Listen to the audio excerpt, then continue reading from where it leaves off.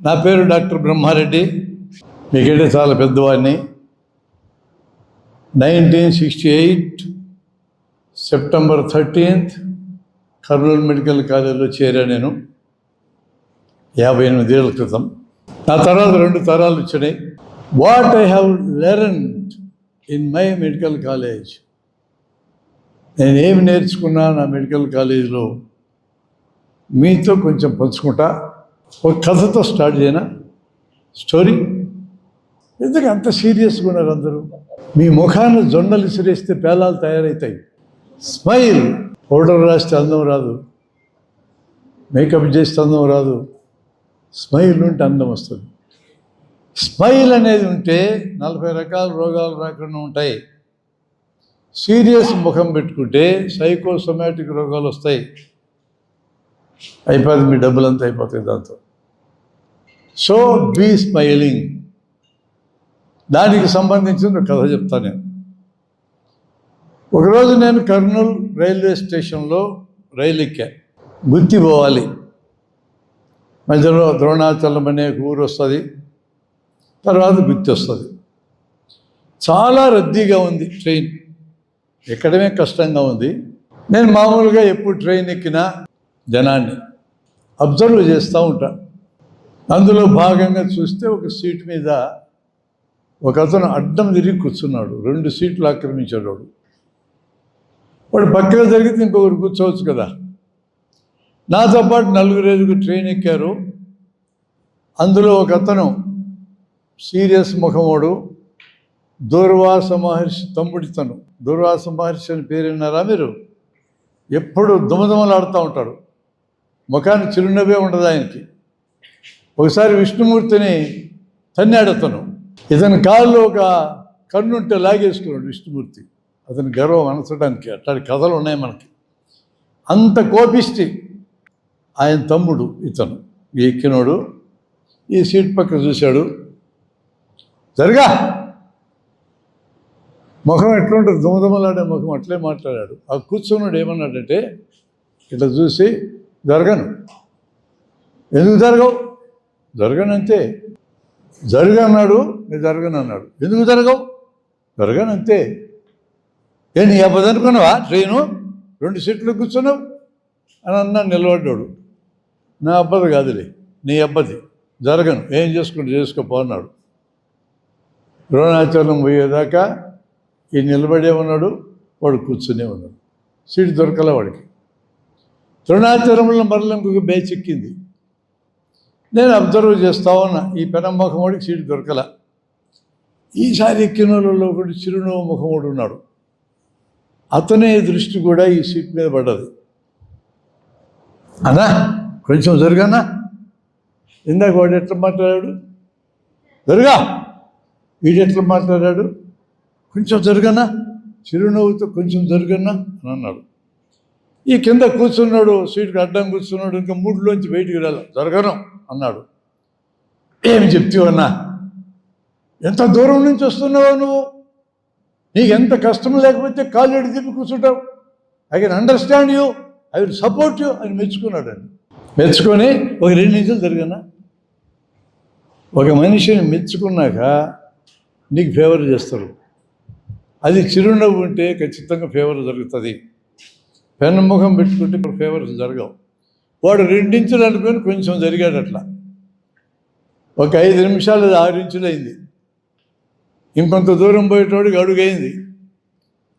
కూర్చున్నాడుతో మాటలు పెట్టుకున్నాడు. ఈ లోపల ముందొచ్చి కూర్చున్నవాడు తన బ్యాగులోంచి అరటి పళ్ళు తీశాడు, చెరిసగం తిన్నారు. టిఫిన్ బాక్స్ బయటికి తీశాడు, చెరిసగం మింగారు. సీటు దొరికింది, మాటలు పెట్టుకున్నాడు, అరటి పనులు దొరికినాయి, టిఫిన్ దొరికింది. చిరునవ్వు, అభినందన. This is the attitude.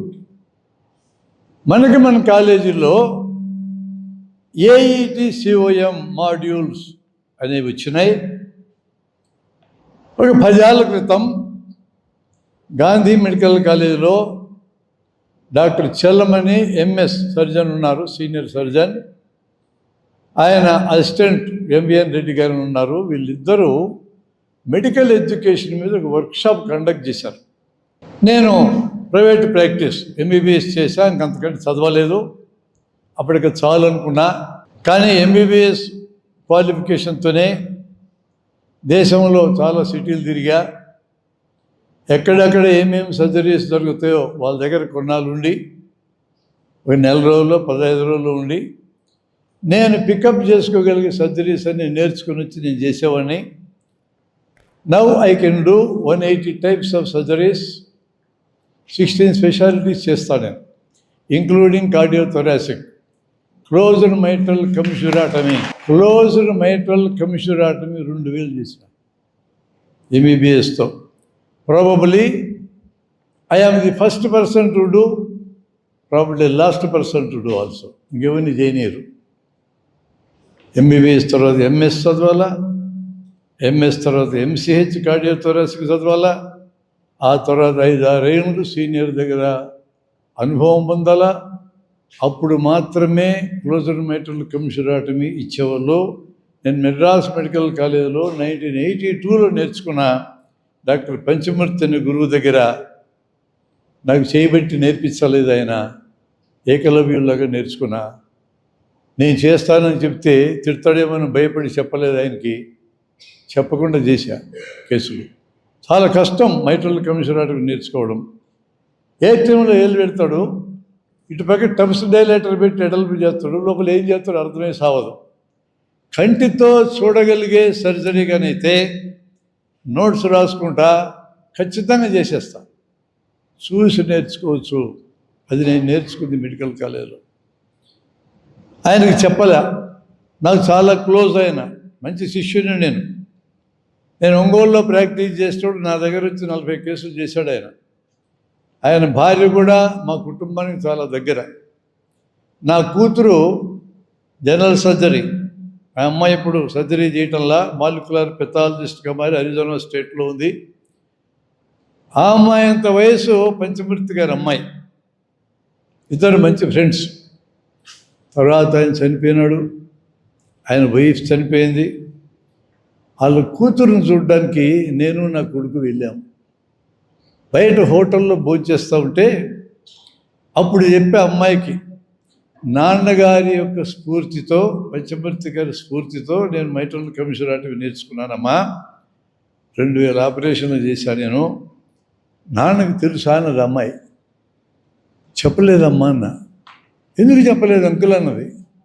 చెప్తే తిడతాడేమని చెప్పి చెప్పలేదన్న. తిట్టేవాడు చేయి పట్టించి నేర్పించకుండా కూడా నేర్చుకున్నాడని మెచ్చుకునేవాడు నీకేడ తెలుసు అంకులనే. ఇప్పుడేం చేయాలమ్మా, చచ్చిపోయినాడు కదా అన్న. ఆ బాధ నాకు ఎప్పటికీ తీరదు. Is no more, great surgeon. ఆయన స్ఫూర్తితో నేర్చుకున్నా. మీరు ఎవరైనా సర్జన్స్ కావాలనుకుంటే you can learn by seeing. Please remember, you can learn by seeing.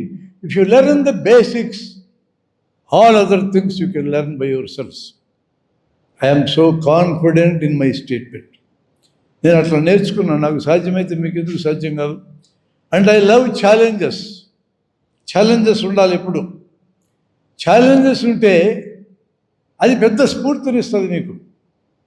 కానీ నా చరిత్ర మీకు తెలిస్తే నేను సర్జన్ అవుతానని మీరు జన్మకు ఊహించలేరు. నేను మా ఊళ్ళో ఉన్నప్పుడు నా అంత పిరికివాడి భూమి మీద లేడు. చిన్న పల్లె మాది, పాపిరెడ్డి పాలెమని. ఆ చిన్న పల్లెటూరులో తయారైన ముదిరి డాక్టర్ని నేను. 30-40 గ్రామాలకు నేనే ముదిరి డాక్టర్ని. ఇప్పటికి కూడా నేను ఎంత పిరికివాడిని అంటే, మా ఊళ్ళో ఎవడన్నా చచ్చిపోతే వాడు దయ్యమవుతుడని భయం వేసి వాడు ఇంటి దిక్కు పోయేవని కాదు. నెల ఆడి శవమే గుర్తొచ్చేది. చష్టం కదరా అనుకునేవాడిని. ఎవడో చస్తే నా సాగుకు వస్తుంది. మా ఊళ్ళో ఎవడు తెచ్చినా మరి మరణిస్తారు జనం. అందుకని నేను జన్మకి వైద్యం పక్క పోకూడదు అనుకుని ఇంజనీర్ కావాలనుకుని లెక్కలు బ్రహ్మాండంగా నేర్చుకున్నా. 3 ఏళ్ళు మాకు లెక్కల మాస్టర్ లేడు హై స్కూల్లో. అయినా కూడా కసిగా లెక్కలు నేర్చుకున్నా. డాక్టర్ కాకూడదని నా దురదృష్టం పోయి బైపీసీలో పడ్డా. ఇక అయిపోయిందిలే నా జీవితం అనుకున్నా. వానపాములు బొద్దింకలతో మొదలైన నా జీవితం ఎలకలు కప్పల దాకా వెళ్ళి చివరికి శవాల దాకా వెళ్తుంది. అంత భయపడ్డా నేను. ఏ విధంగా ఈ భయాన్ని పోగొట్టుకున్నా, దట్ ఈజ్ యాటిట్యూడ్. ఏమైనా డాక్టర్ గారికి తప్పదు, నన్ను ఇంక పారిపోనియరు మా ఇంట్లో వాళ్ళు అని నిర్ణయించుకున్నాక, ఫస్ట్ ఇయర్ మెడిసిన్ 1968లో చేరినాక విపరీతంగా సినిమాలు చూసేటండి. రోజుకు 3, 5 హార్లు ఉండే ఈ కర్నూలులో 2 రోజులు అయిపోవాలా 5. కొత్త ఎప్పుడెప్పుడు వస్తాయని చూసామని చదువుకోవడం, సినిమాలు చూడటం, ఇంత వేరే పనేం లేదు. సినిమాలు చూసి నా రూమ్కి వచ్చేటప్పుడు హాస్టల్లో లేను, బుధవారపేట అనే ఏరియాలో ఉన్న హంద్రీ నది అని ఒక నది ఉంది కర్నూలులో, మీకు తెలుసు. నడుంలోతు నీళ్ళు వచ్చాయి. ఆ వాగులో దాటి యువతలకు వచ్చినప్పుడు ఇటుపక్క క్రిస్టియన్ల శ్మశానం, అటుపక్క ముస్లింల శ్మశానం, ఫుల్ దయ్యాలు. వాటి మధ్యలో నడుచుకుంటూ పోవాలా. నాకు ధైర్యం ఉందా లేదా అని టెన్షన్ పెరిగేది, నాకు హార్ట్ రేట్ పెరిగేది. ధైర్యం ఉంటే ఈ శ్మశానాల మధ్యలో వెళ్ళిపోవాలా అని నాకు నేను టెస్ట్ పెట్టుకొని 5-6 సార్లు శ్మశానాల మధ్యలో నడిచా. ఇంకో రూట్లో వస్తే మెడికల్ కాలేజీ మీదుగా నా రూమ్కి రావాలి. మెడికల్ కాలేజీలో అనాటమీ డిపార్ట్మెంట్లో పెద్ద తొట్టు ఉండేది. అందులో ఫార్ములిన్ పోసేవాళ్ళు, 40 శవాలను బండబెట్టేటోళ్ళు. శవాల సెంటర్ అది. ధైర్యం ఉందా లేదని మళ్ళీ టెన్షన్ మొదలయ్యేది. కాలేజీ లోపలికి వెళ్ళి ఆ తొట్టి చుట్టూ రౌండ్ తిరిగి నా రూమ్కి వెళ్ళేవాడిని. అట్లా 5-6 సార్లు ట్రై చేశాను.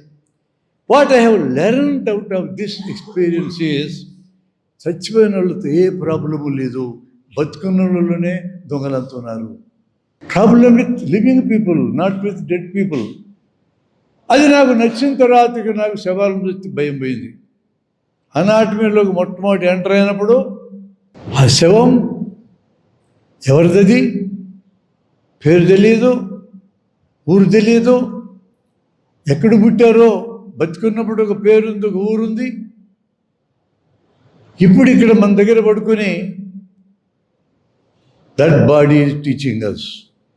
నా ఫ్రెండ్ ఒక అతను, మా జన విజ్ఞాన వేదిక నాయకుడు దంపా కృష్ణకిషోర్ అతను 2 ఏళ్ల క్రితం మరణిస్తే వాళ్ళిద్దరు అమ్మాయిలకి నచ్చజెప్పి ఆ బాడీని పిన్నమనేని సిద్ధార్థకి ఇప్పించాం. He is still there in the deep freeze. He is going to teach the students for 6 months. 6 నెలలు చదువు చెప్తాడు అతను. చచ్చిపోయినా కూడా చదువు చెప్పచ్చు. చనిపోతే మన వాళ్ళు ఎవరైనా బూట్ చేస్తాం, మట్టిలో గెలిచిపోతారు. కాల్ చేస్తాం, గాల్లో గెలిచిపోతారు. 2 కళ్ళు ఇవ్వచ్చు ఎవరికైనా, ఇతరులకు చూపు ఇవ్వచ్చు, ఇవ్వం. మనవాడు స్వర్గానికి పోయేటప్పుడు కళ్ళు లేకుండా పోతే ఎట్లా అనుకుని ఇవ్వం. యాక్సిడెంట్తో మరణిస్తే, బ్రెయిన్ డెత్ అయితే 9 మందికి మన బాడీ ఇవ్వచ్చు. సరే, మామూలు సావు అయితే కళ్ళు ఇవ్వచ్చు, cornea. What we decided afterwards, నేను మా మెడికల్ కాలేజ్కి, మా కర్నూలు మెడికల్ కాలేజ్కి నా body రాసిచ్చేసాం.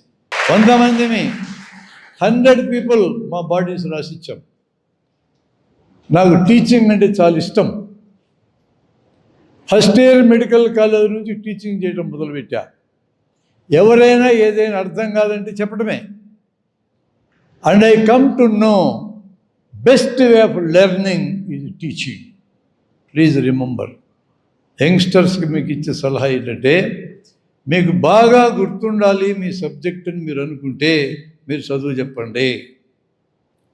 Anatomy, grace anatomy book ఇంత లావుది ఉండేది మాకు. ఆ బుక్ కొనకుండా అనాటమీలో ఫస్ట్ మార్క్ తెచ్చుకున్నా.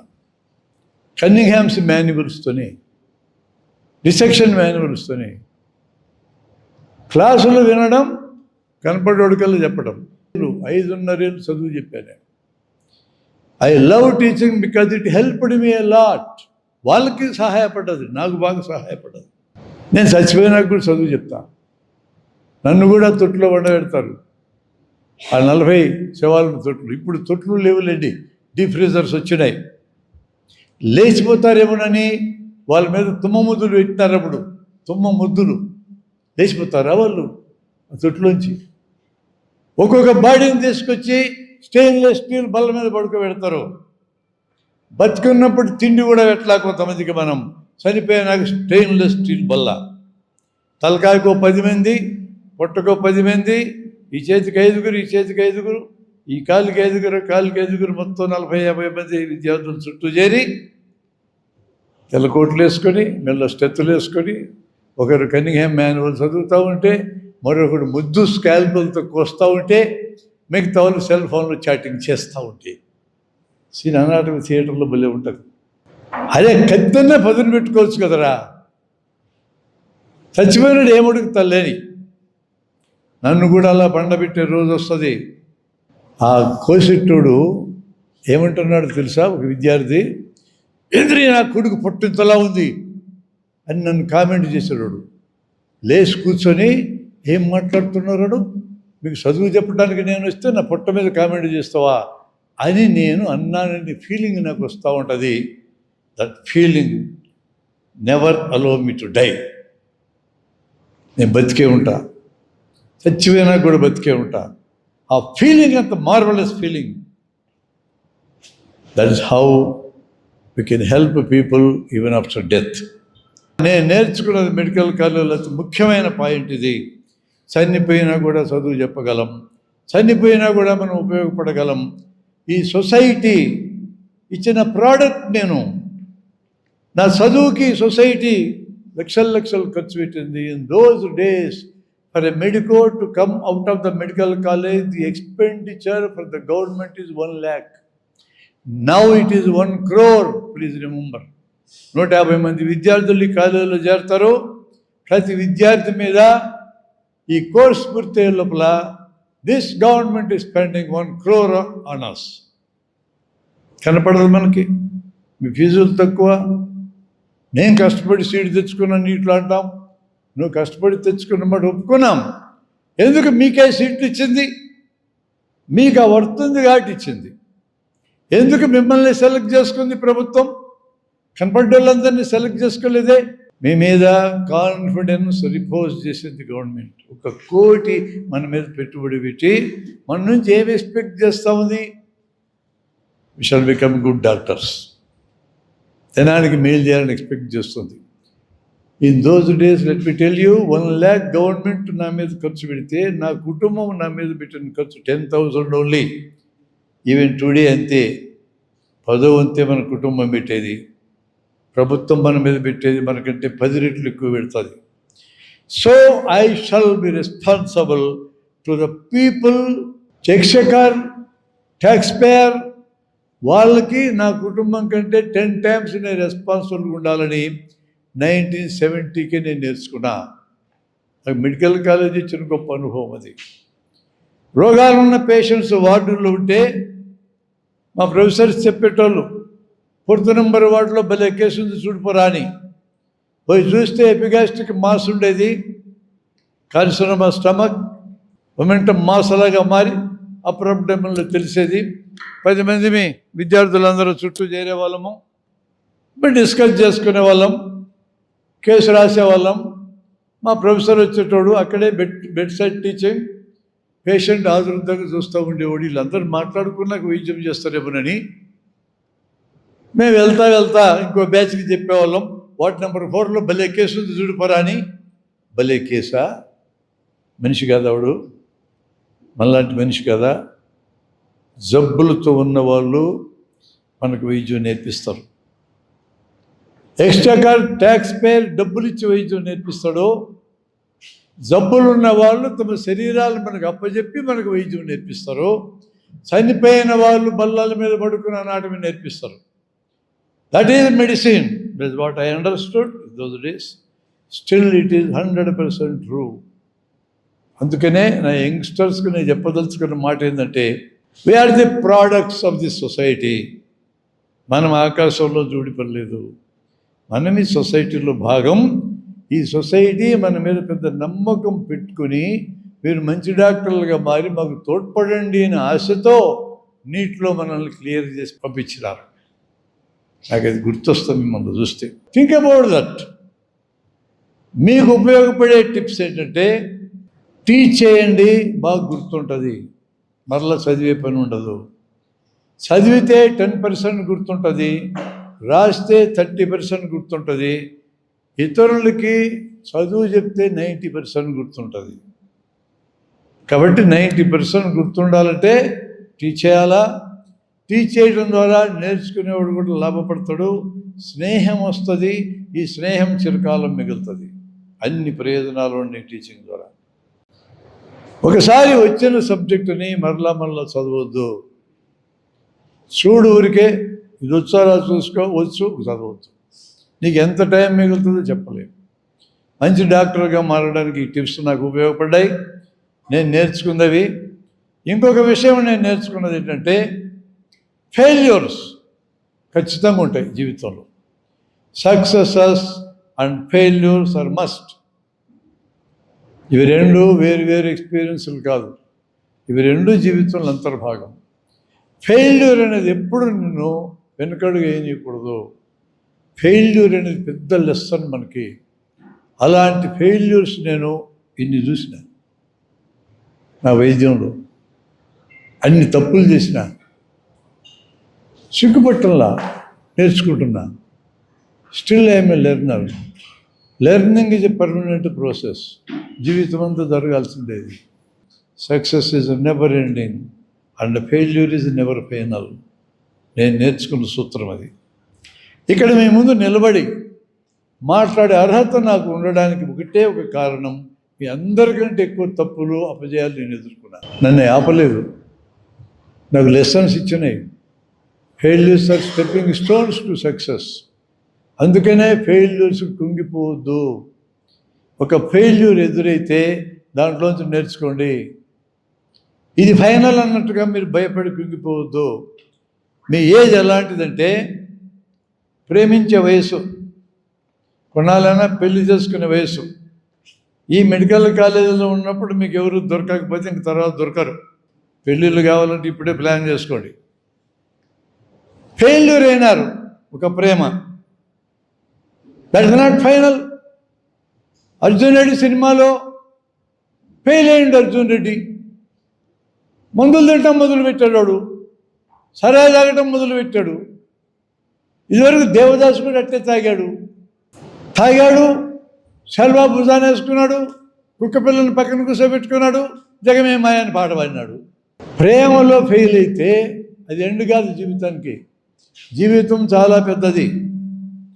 ఇలా ఫెయిల్ అయినారు, ఇదే నా జీవితం, అమ్మో నాశనం అయిపోయింది అనుకున్న వాళ్ళు 199 మంది రికవర్ అయి వేరే పెళ్లి చేసుకుని హ్యాపీగా ఉన్న వాళ్ళని నేను చూపిస్తాను. ఆత్మహత్యలు చేసుకునేది ఏంది? బుద్ధి లేని కార్యక్రమం. ఈ ప్రపంచంలో 850 కోట్ల మంది ఉన్నారు జనం. సగం మందిని తీసేయి, పిల్లోళ్ళు ముసలోళ్ళని. మీ ఏజ్ గ్రూపుల్లో 200 కోట్ల మంది ఉన్నారు. అందులో సగం మంది మగవాళ్ళు, సగం మంది ఆడవాళ్ళు. ఒక అమ్మాయి ప్రేమను నిరాకరిస్తే 100 కోట్ల మంది రెడీగా ఉన్నారు. ఎందుకు బాధపడతారు మీరు? వెతుక్కోండి ఇంకో అమ్మాయిని, ఇంకో అబ్బాయిని వెతుక్కోండి. 100 కోట్ల మంది ఉన్నారు. If you go out of your cost, out of your religion, out of your country, 100 మంది ఉన్నారు రెడీగా. కులాన్ని ఎట్టు వదిలేస్తాం, మతాన్ని ఎట్టు వదిలేస్తాం అంటారు. అవన్నీ వదిలేయమని మన వైద్యులకి 2000 ఏళ్ళ నాడు ఒక రాజు చెప్పాడు. ఒక రాజు, దైవాంశ సంభూతుడు, విష్ణుమూర్తి అవతారం నేను అనుకునే రాజు, రోగం వస్తే వైద్యుల్ని పిలిచి, నాకు మంచి వైద్యం చేయాలి కదా డాక్టర్స్ అని అన్నాడు ఆయన. అవి చేయాలా అని అన్నారు వీళ్ళు. చేయండి అన్నాడు ఆయన. మేము నేర్చుకోవాలి కదా అన్నారు వాళ్ళు. నేర్చుకో అన్నాడు ఆయన. ఎక్కువ రోగాలు ఆ కాలంలో పేదలకు, నిరుపేదలకు వచ్చేవి. వాళ్ళందరూ దళితులు, ఎస్సీ ఎస్టీ, మలలు మదగలని పిలిచేవాళ్ళు. ఆ కాలంలో పంచములని పిలిచేవాళ్ళు. ఎక్కువ ఆరోగ్యం సరిగ్గా రోగాలు వాళ్ళకి వస్తే మరి ఆ కాలం ఎలా ఉండేది? అస్పృశ్యత, తాకూడదాలని. రాజా, నీకు మంచి వైద్యం చేయాలి కరెక్టే, రోగాలు వచ్చిన వాళ్ళు చూడకపోతే మేమెట్ట చేయగలము? ఎక్కువ రోగాలు వచ్చేది ఈ కింద వర్గాల వాళ్ళకి వస్తుంది. మీరేమో తాకకూడదు వాళ్ళని రూల్ పెడతారు, మేము ఎట్లా నేర్చుకోవాలి అన్నారు డాక్టర్లు. అప్పుడు రాజు ఏం చేశారంటే, చట్టం చేస్తున్నా వైద్యుడికి కులం లేదు, మతం లేదు. అప్పటి నుంచి మనకు కులము లేదు, మతం లేదు. కాబట్టి వైద్యానికి అక్కర్లేని కులము, మతము పెళ్లి చేసుకోవడానికి ఏమవసరం? 3 లక్షల ఏళ్ల క్రితం ఆఫ్రికాలో మొరాకో అనే ప్రాంతంలోంచి హోమోసెపియన్స్ స్టార్ట్ అయినారు. ఆఫ్రికా అంతా ఆక్రమించినాక ఎర్ర సముద్రం దగ్గర అరేబియా దేశంలోకి 2000 మంది వచ్చారు బయటికి. ఆ 2000 మంది పిల్లలమే మనందరము. కొన్ని వేల సంకరాలు జరిగినాయి, వేల సంకరాలు కలిసిపోయినారు. ఈ హాల్లో ఉన్న తెల్లటి చర్మం కలిగిన వాళ్ళందరూ ఆర్యన్ సంతతి, నలుపు రంగు కలిగిన వాళ్ళందరూ ద్రవిడుల సంతతి, నాలాంటి బ్రౌన్ గాళ్ళందరూ మిక్స్డ్ సంతతి. అయిపోయా, ఇక్కడే 3 బ్యాచ్లు ఉన్నాం. ఎవడిక్కడ సంకరంగానోడు? సంకరం అంటే తిట్టు కాదు. సంకరం జరగకపోతే హ్యూమన్ ఎవల్యూషన్ లేదో. దానవేర సూర్యకర్ణలో ఎన్టీ రామారావు చెప్తారు మొత్తం సంకరం కాలమని. కరెక్ట్. ఇప్పుడున్న వాళ్ళందరూ సంకరమై ఏముందండి తేడా? వీఆర్ హ్యూమన్ బీయింగ్స్ అంతే. అది కామన్ ఫ్యాక్టర్. 3 రకాల సంకర జాతులు ఈ హాల్లో ఉన్నారు నాతో సహా. And I love it. అది హ్యూమన్ నేచర్. కాబట్టి ఈ కారణంగా మీరు చూసినా ఎవరిని పెళ్లి చేసుకున్నా తప్పేం లేదు. మీకు నచ్చితే చేసుకోండి. మా అమ్మ నాన్నలు చేస్తారులే, మాకేం పని అంటే మీ ఇష్టం. మెడికల్ కాలేజ్ అయిపోతుంది, ఇంకా 2-3 ఏళ్ళకి పీజీ చేరతారు. అప్పటికి సగం మంది అందరూ పెళ్ళిళ్ళు చేసుకుని వెళ్ళిపోయి ఉంటారు. పీజీ చేసుకున్నా కూడా బతుకుతామనే గ్యారెంటీ లేదు. కాబట్టి సూపర్ పీజీ, ఎంసీహెచ్, ఎండి, డిఎంలకు వెళ్తాము. అప్పటికి ఈ మిగిలినటువంటి ఆడవాళ్ళు మగవాళ్ళు ఇంకా సగం మంది అయిపోతారు. ఫైనల్గా నీకు 35 ఏళ్ళు వస్తాయి. ఎటు ఎత్తుకునే మీకు ఆడపిల్లలు దొరకరు, మగ పిల్లలు చచ్చూరుకుంటారు. అందుకనే మ్యారేజ్ వద్దనుకుంటే మీ ఇష్టం. We want to marry. Medical college the best place. నేను మెడికల్ కాలేజ్ ఉన్నప్పుడే పెళ్లి చేసుకున్నాను. ఈయన కూడా మెడికల్ కాలేజ్ ఉన్నప్పుడే పెళ్లి చేసుకున్నాను. ఆయన భార్య పేరు చాలా ఈ ఊళ్ళోనే ఉంటుంది. అక్కడ చాలామంది మెడికల్ కాలేజ్ ఉన్నప్పుడే ఎత్తుక్కున్నారు. కులాలని మతాలను అవతల పెట్టి ఎత్తుక్కున్నారు. మా కాలేజీలో 1968 ప్రాంతంలో ఇంటర్ కాస్ట్, ఇంటర్ రిలీజియన్ మ్యారేజ్లు జరిగినాయి. We never cared about that. అంటే పెళ్లి గురించి ఎందుకు మాట్లాడుతున్నాను వచ్చు మీరు. అది కూడా లైఫ్లో భాగమే కదా. ఏఐటి శివయం ఈ మాడ్యూల్స్ మీద ట్రైనింగ్ జరుగుతూ ఉంటే చలమ గారి దగ్గరికి వెళ్ళి ఆయన ఒక్కడే ఎగ్జామ్ హాల్లో కూర్చొని పేపర్లు దిద్దుకుంటూ ఉంటే నేను పరిచయం చేసుకొని వెళ్ళా. ఏమి డాక్టర్ ఎవరు మీరంటే నా పేరు చెప్పి, మీరు మెడికల్ ఎడ్యుకేషన్ మీద వర్క్షాప్ జరుగుతున్నారు గాంధీ మెడికల్ కాలేజీలో. అప్పుడు ఎన్ఎంసి లేదు, ఎంసీఐ ఉండేది, మెడికల్ కౌన్సిల్ ఆఫ్ ఇండియా అని. దాని తరఫున సౌత్ ఇండియాకి గాంధీ మెడికల్ కాలేజ్లో బ్రాంచ్ ఉండేది. వీళ్ళిద్దరు ఇందాక నేను చెప్పిన వాళ్ళిద్దరు బాధ్యత వహించేవాళ్ళు. నేను హాజరవుదాం అనుకుంటున్నా అన్న. మీరు ఏ కాలేజీలో పనిచేస్తారు అన్నాడు ఆయన. ఏ కాలేజీలో పనిచేయలేదు సార్, నేను ఫ్రీలాన్సర్ని, ఎంబీబీఎస్ ప్రైవేట్ ప్రాక్టీషనర్ని, కాలేజీలో పని చేయలేదంటే ఇన్ హౌస్ ట్రైనింగ్ సార్, అది మీ ఎవరిని అలో చేయకూడదే అన్నాడు. మర్యాదగానే చెప్పాడు. మరి ఏం చేయాలి నేను అనుకున్నా. నా దగ్గర బుక్ ఉంది ఆ టైంలో, మార్పు రేపటి కోసమని మేము బుక్ వేసాం. సర్లే సార్ నువ్వు అలో చేయకపోతే కానీలే, నా దురదృష్టం, ఈ బుక్ అని ఉంచుకొని నీ దగ్గర ఇచ్చా. ఆ బుక్ ఇటు తిప్పాడు. నా అదృష్టం తనకొచ్చింది. తిప్పగానే ఒక చాప్టర్ కనపడదు ఆయనకి, వైద్య విద్యార్థులు గ్రామాలకు ఎందుకు పోరు, అది చాప్టర్. నన్ను అక్కడ కూర్చోబెట్టి చదివాడు 4 పేజీలు. మిమ్మల్ని అలౌ చేస్తున్నా డాక్టర్ అన్నాడు. అది చదివిన తర్వాత నా ఇంట్రెస్ట్ చూశాడు ఆయన. అప్పటికే నేను 2 రాష్ట్రాల్లో ఉన్న మెడికల్ కాలేజీలు తిరుగుతుండేవాడిని. మోటివేషన్ లెక్చర్స్ మాట్లాడతా, 1 డే స్కిల్స్ ట్రైనింగ్ జరుగుతాను నేను. నాట్స్ ఎట్లా వేయాలి, గ్లౌస్ ఎట్లా వేసుకోవాలి, హ్యాండ్ వాషింగ్ ఎలా, సిపిఆర్ ఎడ్ చేయాలి, ఇంజక్షన్లు వేయటం ఎలా, 6 గంటల ప్రోగ్రాం అది ప్రతి కాలేజీలో చేస్తూ ఉంటానే. దానికి ఉపయోగపడుతుందని ఈ ట్రైనింగ్కి వద్దామనుకున్నా. చెప్పాను నేను ఆ విషయం. మీకు సర్టిఫికేట్ ఇవ్వను, ట్రైనింగ్కి రండి అన్నాడు. మీరు ఫీజు కట్టక్కర్లేదన్నాడు. మాతో పాటు ఉండండి, నేర్చుకోండి, మాతో పాటు భోంచేయండి అన్నాడు. ఎంత పెద్ద లాభం చూడండి. నాకు ఫీజు కట్టే పనిలే, తిండి ఊరికే పెడతాడు, అకామిడేషన్ ఇస్తాడు, చదువు నేర్పించి పంపిస్తాడు. 3 days నేను ఉన్నా. అక్కడ ఫస్ట్ టైం ఏటీసీఓఎం అనే మాట నేను విన్నా. యాటిట్యూడ్, ఏటీ అంటే యాటిట్యూడ్, సిఓఎం అంటే కమ్యూనికేషన్. ఇవి 2 నేర్పించాలని వాళ్ళు కొన్ని మొదలెట్టారు. తర్వాత దాన్ని మార్చాం, ఏఈటీసీఓఎం కింద మార్చారు. ఏ అంటే యాటిట్యూడ్, ఈటీ అంటే ఎథిక్స్, సిఓఎం అంటే కమ్యూనికేషన్. 2 నేర్పిస్తే చాలదు, ఎథిక్స్ కూడా నేర్పాలి పిల్లలకని 3 అంశాల కింద మార్చారు. ఒక 4-5 కేస్ స్టడీస్ ఆయన చెప్పాడు. అప్పుడు ఈ 4-5 కేస్ స్టడీస్ విన్న తర్వాత నేను నోట్స్ తీసుకుని వెళ్ళి నా రికార్డ్స్ అన్ని ఎతికా. 1975 నుంచి నా మెడికల్ రికార్డ్స్ నా దగ్గర ఉన్నాయి. 1975లో after completion of my MBBS course in Kurnool, I have gone to Nellore to get trained for 3 years in a ప్రజా వైద్యశాల హాస్పిటల్లో. బేసిక్స్ అన్ని అక్కడే నేర్చుకున్నాను నేను. అప్పటి నుంచి నా రికార్డ్స్ ఉన్నాయి. రికార్డ్స్ అన్ని ఎతికితే 250 దొరికినాయి నాకు. అట్లాంటిది ఒకటి నేను చెప్తా. ఎథికల్ డైలమా ఎట్లా వస్తుందో ఒక కేస్ స్టడీ మీకు చెప్తా. నా దగ్గరికి ఒక పేషెంట్ కడుపు నొప్పితో వచ్చాడు. ఇదివరకు ఎక్కడో ఆపరేషన్ అయింది 1 ఏడాది క్రితం. ఇప్పుడు కడుపు నొప్పి వచ్చింది. ఫైనల్గా సర్జరీ చేయాలని డిసైడ్ చేసుకున్నాం. పొట్ట ఓపెన్ చేశాం. ఇంతలో గాజు మాపు దొరికింది. పొట్ట లోపల గాజు మాపు ఉంది. దానివల్ల కడుపు నొప్పి వస్తుంది. ఇది సిచ్యువేషన్. గాజు మాపు దొరికింది పేషెంట్ పొట్టలో అంటే ఇదివరకు ఆపరేషన్ చేసిన ఆయన ఎవరో అది పెట్టాడు లోపల. కావాలని పెడతాడా? డాక్టర్ ఎవరైనా పొట్ట లోపల గాజు మాపులు, కత్తెరలు, ఆర్టరీ ఫోర్సెప్స్లు కావాలని పెడతారా? కావాలని ఒక బిల్డింగ్ కట్టే ఇంజనీర్ లంచాలు కాసించి డిఫెక్టివ్గా కట్టచ్చు, పాసిబిలిటీ ఉంది. కావాలని ఒక రాజకీయ నాయకుడు ఓట్ల కోసం అబద్ధాలు ఆడచ్చు. కావాలని 4 ఎమ్మెల్యే క్యాండిడేట్స్ వెంకటేశ్వర హుండీలో 4 పోయి డబ్బులు వేయచ్చు నేనే గెలవాలని. కావాలని ఒక డాక్టర్ కూడా పొట్ట లోపల కత్తెరలు పెట్టాడు, పొట్ట లోపల గాజు మాపులు పెట్టాడు. ఇప్పుడు నేను ఈ గాజు మాపుని బహిరంగపరిచి పేషెంట్కి చెప్పాలనా లేదా? ఇది ఎథికల్ క్వశ్చన్. ఒక సర్జన్ హైదరాబాద్లో సీనియర్ సర్జన్ అపోలో హాస్పిటల్లో పనిచేసైనా గాజు మాపుని ఇట్టు చూపించి ఫోటో తీసి పత్రికలకు ఇచ్చాడు. ఏం జరిగింది తర్వాత? ఈ గాజు మాపు ముందు ఆపరేషన్ చేసిన డాక్టర్ పెట్టాడు అనేది అర్థమైపోయింది పేషెంట్లకి. నిజామాబాద్లో డాక్టర్ ఉంటాడు, ఆయన దగ్గరికి డైరెక్ట్గా వెళ్ళి తగాదా పెట్టుకుని తనడానికి వెళ్ళారు. కావాలని పెట్టలేదు కానీ తనడానికి వెళ్ళారు. ఈ డాక్టరు జనరల్ సర్జన్ మరో హాస్పిటల్లో సర్జరీ చేశాడు.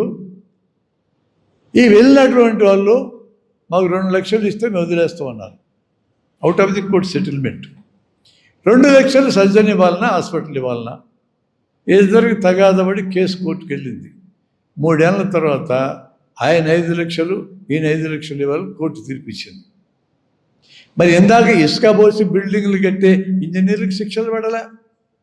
అబద్ధాలాడి ఎన్నికై జనాన్ని మోసం చేసే రాజకీయ నాయకుడికి శిక్షలు పడాలా? పొరపాటున పొట్ట లోపల గాజు బిట్టు పెడితే ఇది శిక్షలు పడ్డాయి. మన ఎడల న్యాయ వ్యవస్థ కూడా సరిగా చూడడం లేదు. ఆయన అనుకునే అవకాశం ఇచ్చింది కదా. ఇప్పుడు చెప్పండి, ఈ గాజు మాపుని నేను ప్రదర్శించాలనా లేదా? పేషెంట్కి ఏం కాలే.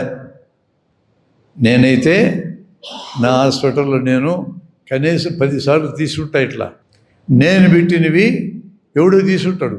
ఇప్పుడు ఎవడు నాకు చెప్పలేక నేను పెట్టుంటా. నేను థొరాసిక్ సర్జరీ చేస్తూ థొరాక్స్లో పెట్టిన మాపు వాడికి ఊండి హీల్ కావడంలా 2 నెలల తర్వాత ఏమైందని ఆ సైనస్ ఓపెన్ చేస్తే దారపోగులు వచ్చినాయి.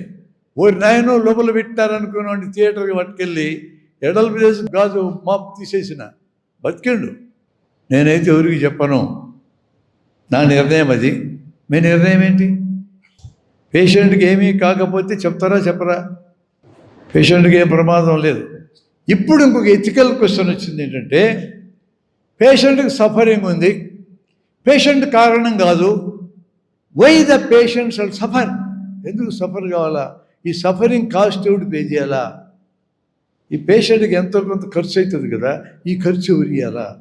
పేషెంట్ చనిపోలే, ఓకే. ఆ డాక్టర్నేమో బయట పెట్టకూడదన్నా, నేనేమో చేశా. పేషెంట్కి వచ్చిన సఫరింగ్ ఎవరు బాధ్యత వహించాలా? This another ethical question. అంతకంటే పెద్ద ఎథికల్ క్వశ్చన్ చెప్తా వినండి. పేషెంట్ చనిపోయినారు అనుకో, గాజు మాపు నేను తీసా, నా దగ్గర పేషెంట్ చనిపోయినారు. ఫైనల్గా నేను కారణం కాదు, నా దగ్గర చనిపోతే నన్ను కొట్టడానికి వస్తారు జనం. నేను బయట పెడితే వాడిని కొట్టడానికి పోతారు, ముందు చేసినోడిని బయట పెడితే ఆడి మీదకి పోతారు, బయట పెట్టకపోతే నన్ను కొట్టడానికి వస్తారు. ఇప్పుడు నేనేం చేయాలి? దీంతోపాటు పేషెంట్కి ప్రాణం పోయింది, పెద్ద నష్టం అది. దానికి బాధ్యులు ఎవరు? ఇలాంటి ఎథికల్ క్వశ్చన్స్ని ఖచ్చితంగా మెడికల్ కాలేజీలో మనం డిస్కస్ చేయాలి. There is no final answer in this. ఇవన్నీ కంపైల్ చేసిన నేను దాదాపు 180-200. ఇదికి వీళ్ళ అమ్మాయి గైనకాలజీ సర్జన్, అబ్బాయి ఎంఎస్ జనరల్ సర్జన్, మురళీధర్ వాళ్ళ పిల్లలిద్దరు. వాళ్ళిద్దరికి వాళ్ళ పెళ్ళిళ్ళ టైంలో నేను బహుమతి ఇచ్చిన. ఆ బహుమతి ఏంటంటే ఎడ్కామ్ మాడ్యూల్స్ మీద 300 పేజీల నోట్స్ ఇచ్చిన నేను. Now I will come back to Arjun Reddy. Arjun Reddy అంటే చాలా ఇష్టం మీకు. విపరీతంగా చూసినాం మనం. వాడు రెస్ట్రిక్ట్గా ఉంటాడు, లెక్క లేకుండా ఉంటాడు, జుట్టు దూకోడు, నిర్లక్ష్యంగా ఉంటాడు. ఎంత బాగున్నాడు, నేను ఉండలేకపోయినా అని అనుకుంటూ చూసినాం. జూనియర్ అమ్మాయి వచ్చింది కాలేజీలో చేరడానికి. ఈ అమ్మాయి నా అమ్మాయి, ఎవడన్నా చూస్తే తంత అన్నాడు. అది కూడా నచ్చింది మనకి. ఆ అమ్మాయిని ప్రేమించాడు. క్లాసులకు ఇద్దరు రారు, కానీ వాడికి ఫస్ట్ క్లాస్ వస్తుంది. క్లాసులకు రాకుండా ఫస్ట్ క్లాస్ వచ్చిందని మనం ఆలోచించాం. పెద్ద ఆర్థోపెడిక్ సర్జన్ అవుతున్నాడు. ఈ అమ్మాయి ఎవరినో పెళ్లి చేసుకుని వెళ్ళిపోయింది. వెళ్ళిపోతే ఆ బాధను భరించలేక దేవదాసులాగా మారి మందులు తినడం, తాగడం. అలా తాగి ఒక ఆపరేషన్ చేస్తాడు.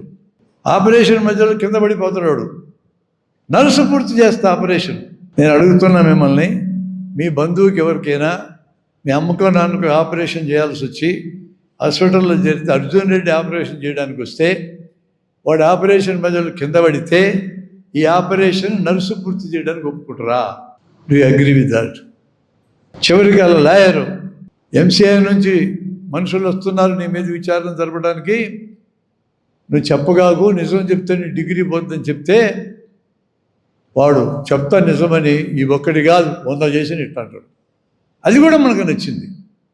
నాకెందుకు అర్థం కావట్లా, అర్జున్ రెడ్డి ఎంతగా నచ్చాడు ఏంది? ఫైనల్గా అమ్మాయి ప్రెగ్నెంట్, భర్త చచ్చిపోయాడు, వీడికి కనపడుతుంది ఆ అమ్మాయి.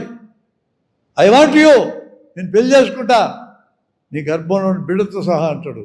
అదొక్కటే వాడి జీవితంలో మంచి డైలాగ్ ఆ సినిమాలో. నేను అమ్మాయిలందరిని అడిగిన ఈ డైలాగ్ బాగుందని. 100% కరెక్ట్ సార్ అన్నారు. మిగతా నచ్చలేదు కొన్ని. ఆ అమ్మాయిని ప్రెగ్నెంట్ అయినప్పటికీ కూడా, ఎవరి బిడ్డో అమ్మాయి గర్భంలో పెరుగుతున్నా కూడా నేను ఆ అమ్మాయి బిడ్డతో సహా స్వీకరిస్తా అనడం ఖచ్చితంగా ప్రోగ్రెసివ్ స్టేట్మెంట్. అమ్మాయిలందరూ కరెక్ట్ అన్నారు, అర్జున్ రెడ్డి కూడా కరెక్ట్ అన్నాడు. ఆ సినిమా తీసిన వంగా సందీప్ రెడ్డికి మాత్రం భయం వేసింది. ఇటు చెప్తే తంతరేమో జన్మని. ఆ గర్భంలో పెరుగుతున్న బిడ్డ అర్జున్ రెడ్డి గారిని ప్రూవ్ చేసి సినిమా క్లోజ్ చేశాడు. నా వైద్య విద్యార్థులకున్న ధైర్యం ఆ డైరెక్టర్ లేదు. డైరెక్టర్ గొప్ప డైరెక్టర్ కావచ్చు. అర్జున్ రెడ్డి తర్వాత పరికిమాల సినిమా తీసినాడు యానిమల్ అని, విపరీతంగా ఆడింది. గొప్ప డైరెక్టర్ అంటే గొప్ప యాటిట్యూడ్స్ ఉండాలి. యాటిట్యూడ్ లేకుండా గొప్ప డైరెక్టర్ అనకూడదు. ఇవన్నీ కూడా యాటిట్యూడ్ కింద మనం మాట్లాడతాం, ఎథిక్స్ కింద మాట్లాడతాం. కమ్యూనికేషన్ అనేది కూడా నేర్చుకోవాలా. నీ సీనియర్లతో ఎట్లా మాట్లాడాలి, నీ క్లాస్మేట్స్తో ఎలా మాట్లాడాలి, జూనియర్స్తో ఎలా మాట్లాడాలి, ప్రొఫెసర్స్తో ఎలా మాట్లాడాలి, పేషెంట్తో ఎలా మాట్లాడాలి, ఎలా కన్విన్స్ చేయాలి.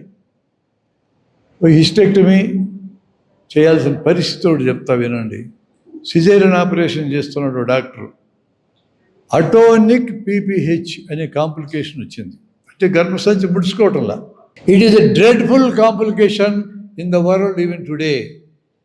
1,00,000 మంది కాన్పులకి మన దేశంలో 85 మంది మహిళలు కాన్పు సమయంలో మరణిస్తున్నారు. 1,00,000కి 4 లోపు మరణాలు స్కాండినేవియన్ దేశాల్లో, సౌత్ కొరియాలో, జపాన్లో, సింగపూర్లో మాత్రమే ఉన్నది. 1,00,000కి 1000 మంది మరణాలు ఆఫ్రికాలో ఉన్నది. కాన్పు కావడం అంటే ఒక స్త్రీ 9 నెలలు మొయ్యాలా గర్భాన్ని, 10 నెలలు పాలియాలా, 2 ఏళ్ళు ఈ కార్యక్రమం అంతా. బియాండ్ దట్ కాన్పు అంటేనే మరణంతో సమానం. ఒక బిడ్డను కనడం అంటే చచ్చి వల్ల బతకాల్సింది. పురుషుడికి ఏముందండి, ఒక వీర్య ఎకాడమిస్ట్ అయిపోయి క్లోజ్. ఈమె కూడా కనమిస్తుంది, కానీ జైగోట్ని పెంచి పోషించాలా? అంత రిస్కీ జాబ్. మోస్ట్ అడ్వాన్స్డ్ కంట్రీస్లో కూడా 4 కంటే మెటర్నల్ మార్టాలిటీ రేటుని తగ్గించలేకుండా ఉన్నారు. 4 గంటల లక్షలో చాలా తక్కువ కదా అని మీరు అంటారు. For that women who dice because of post partum haemorrhage, atonic post partum haemorrhage, for that women the death is 100%. నీ పర్సంటేజ్ లెక్కలు చెప్తే ఎట్లండి? నా మహిళ చనిపోతుంది అక్కడ. 0కి తీసుకురాలేకపోతున్నాం కదా. ఉమెన్ మీద ఇంతలా వివక్ష ఉండొచ్చు ఆ ప్రపంచంలో? ఒక బిడ్డను కనడం అంటే ఎంత ప్రమాదం అయితే, ప్రపంచంలో 850 కోట్ల జనాభా ఎందుకు అవసరంలే? మన దేశంలో 146 కోట్ల మంది ఉన్నాం. మనకంటే 3 రెట్లు స్థలం ఉంది చైనా, 141 కోట్లే. మనకంటే 3 రెట్లు స్థలం ఉంది అమెరికా, 34 కోట్లే. మనకంటే 5 రెట్లు స్థలం ఉంది రష్యా, 22 కోట్లే. మనకంటే 3 రెట్లు స్థలం ఉన్న కెనడా 4 నుంచి 6 కోట్లే. మనకంటే 3 రెట్లు స్థలం ఉన్న బ్రెజిల్కి 22 కోట్లే. ప్రపంచంలో అన్ని చోట్ల కంటే స్థలము, జనాభా వీటిని పోల్చినప్పుడు అత్యంత డిసడ్వాంటేజ్ పొజిషన్లో మనమే ఉంటాం. ఇప్పటికే ఎక్కువైనారని అనుకుంటుంటే దక్షిణ భారతదేశంలో రాష్ట్రాలు ఫెర్టిలిటీ రేట్ మన ఆంధ్రప్రదేశ్లో 1.5, మన తెలంగాణలో 1.6. 1.6 పిల్లలు ఎట్టుకంటారబ్బా అంటే 10 మంది భర్తలు 10 మంది భార్యలు కలిసి 15 మందిని కంటున్నారు. ఆంధ్రలో ఇక్కడ 16 మందిని కంటున్నారు. కొంతమంది ముఖ్యమంత్రులు ఏమంటున్నారంటే, 3 కనండి 30,000 ఇస్తా, 4 కను 40,000 ఇస్తా అంటున్నారు. నీకేమయ్యా మస్తు చెప్తావు కనమని? చచ్చిపోయేది నా పిల్లలు, నా ఆడపిల్లలు. ఫ్యామిలీ ప్లానింగ్ అద్భుతంగా అమలు చేసింది దక్షిణ భారతదేశం. ఏంది మనకి ఇన్సెంటివ్? ఇప్పుడున్న జనాభా ప్రాతిపదికన డీలిమిటేషన్ అని చేస్తే జనాభాను విపరీతంగా పెంచిన బీహార్, ఉత్తరప్రదేశ్, మధ్యప్రదేశ్, రాజస్థాన్లో అక్కడ ఫెర్టిలిటీ రేటు 23 నుంచి 30. అంటే 10 మంది భర్తలు భార్యలు కలిపి 23 నుంచి 30 మందిని కంటున్నారు. మనం 15 మందిని కంటున్నాం. వాళ్ళకి ఎక్కువ సీట్లు వస్తాయి, మనకు తక్కువ సీట్లు వస్తాయి. బాధ్యతాయుతంగా జనాభాను తగ్గించిన రాష్ట్రాలకి ముడి చెయ్యి. ఇది రాజకీయం అంటారు మీరు. అవును, రాజకీయం మాట్లాడుకోవాలి మనం.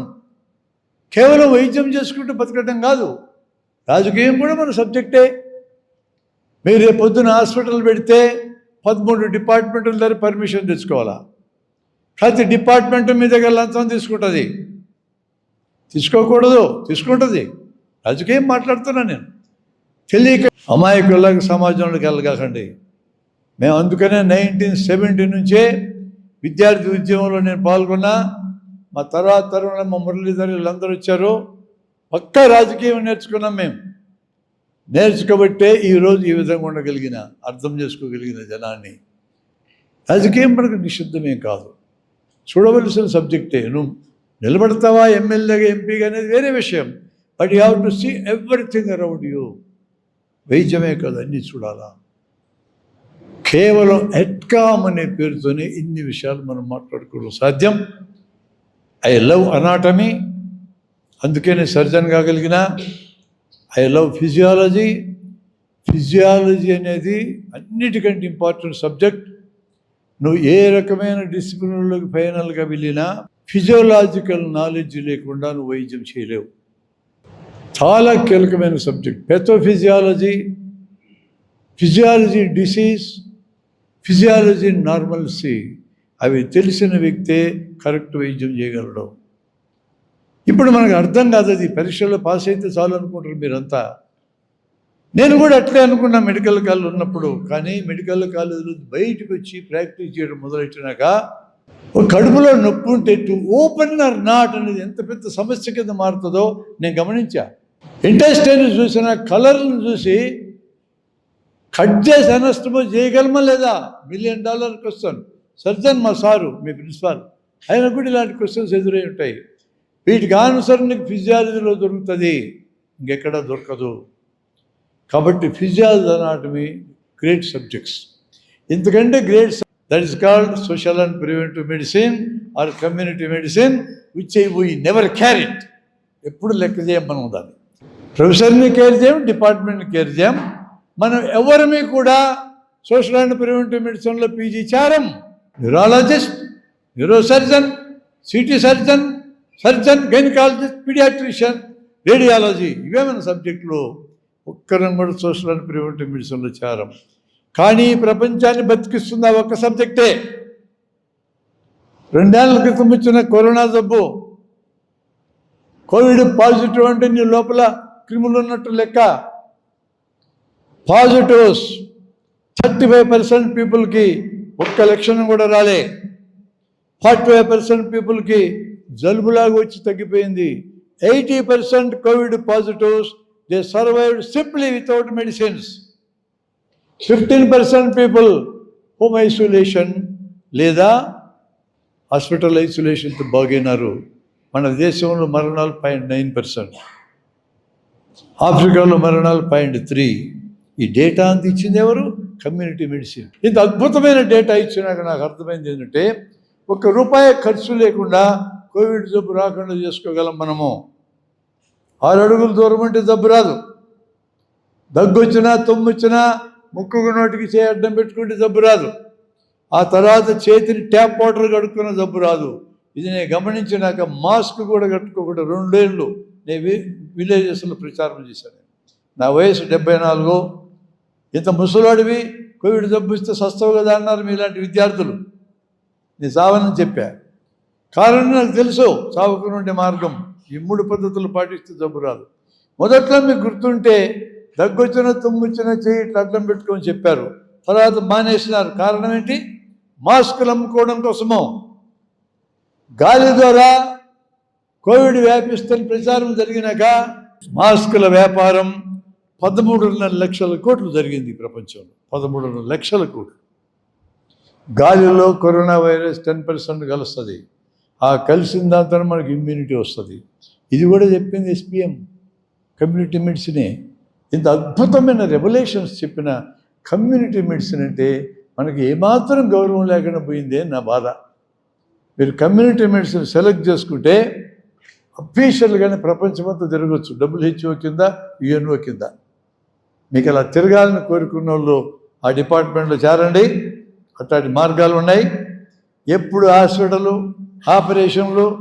ఆపరేషన్ చేయడం, డబ్బులు కలెక్ట్ చేసుకోవడం, కారు కొనుక్కోవడం, ఖరీదైన కారు కొనుక్కోవడం, పెద్ద ఇల్లు కట్టుకోవడం, పిల్లల్ని కనడం, ఫైనల్గా సావడం, అట్లా బతకదలుచుకుంటే ఓన్లీ క్లినికల్ సబ్జెక్ట్స్.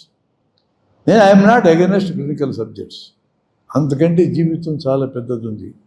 నేను వారంలో 2 రోజులే పని చేస్తా, 5 రోజులు తిరుగుతూ ఉంటా. I'm very happy. ఆ 2 రోజులు పని చేసిన డబ్బులు నాకు చాలు బతకడానికి. కుప్పలు సంపాదించి ఏం చేయాలా? పొటెన్షియల్లు నా పిల్లలు 2 డాక్టర్లు సొంతంగా సంపాదించుకుంటున్నారు. వాళ్ళకి నేను ఎందుకు సంపాదించి పెట్టాలా? నా పిల్లలకి నేను ఎందుకు సంపాదించి పెట్టాలా? అవసరం లేదు. నేను కట్నాలు తీసుకోలే, నా పిల్లలకి ఇలా తీసుకోలే. వాళ్ళని ఎత్తుక్కోమని చెప్పిన. నా కొడుకు ఒక అమ్మాయిని ఎత్తుకున్నాడు, నా కూతురు ఒక అబ్బాయిని ఎత్తుకుంది. నా పని లేదు. సమస్య సింపుల్. నేను ఎందుకు ఎత్తికి పెట్టాలా? నేను ఎత్తికి పెడితే రేపు పొద్దున ప్రాబ్లం వస్తుంది, నన్ను తిడతావు కదా. నువ్వు ఎత్తుకుంటే ప్రాబ్లం వస్తే నువ్వే ఊరేగుతావు. నాకేం. ఒకవేళ మీకు కంపాటబిలిటీ లేదు, విడిపోతావు. ఏ కొంపలేం మునుగుతాయి విడిపోయినంత మాత్రాన. అంత సింపుల్గా ఉండాలి లైఫ్. సంపాదించి కుప్పలు సంపాదించి బిడ్డలకి ఎక్కర్లేదు. That ethics. I follow that ethics. నాకు ఉన్నదంతా సమాజానికి ఇచ్చిపోతా. ఫైనల్గా నన్ను కూడా ఇచ్చేసుకుంటాను ఆటమికి. నేను ఎక్కడ కమిషన్స్ తీసుకోను. ల్యాబ్కు పంపిస్తే, MRI పంపిస్తే, CT పంపిస్తే ₹1000 వెనక్కి వస్తుంది. మా హాస్పిటల్ నుంచి ఒక రెఫరల్ లెటర్ పోతే నో రెఫరల్ ఫీజ్. 40 ఏళ్ళ నుంచి ఇట్టే రాస్తున్నాం. నేను ప్రాక్టీస్ మొదలెట్టినప్పటి నుంచి ఏ హాస్పిటల్కి వెళ్ళినా ఎంతో గౌరవంగా చూస్తాను నన్ను. ఈ డాక్టర్ డబ్బులు తీసుకోడు, పేషెంట్కి ఇవ్వమని చెప్తాడు. ఆ గౌరవాన్ని మీరు నిలబెట్టుకోవాలంటే ఎథికల్ బిహేవియర్ ఉండాలా. మై డియర్ ఫ్రెండ్స్, ఒక అరగంట 40 నిమిషాలు మీతో మాట్లాడడానికి అవకాశం నాకు దొరికింది. Thank you very much. ముందు మీకే థ్యాంక్స్ చెప్పాలి. నేను మా వైస్ ప్రిన్సిపాల్ గారిని కోరుతున్నా, 1 డే సెలెక్టెడ్ స్టూడెంట్స్కి స్కిల్స్ ట్రైనింగ్ పెడతాం మేము. ఒక్కసారి మీరు గమనించండి. మేము పెట్టే స్కిల్స్ ట్రైనింగ్ ఉపయోగకరమని మీరు భావిస్తే మరలా వచ్చి పెడతాం.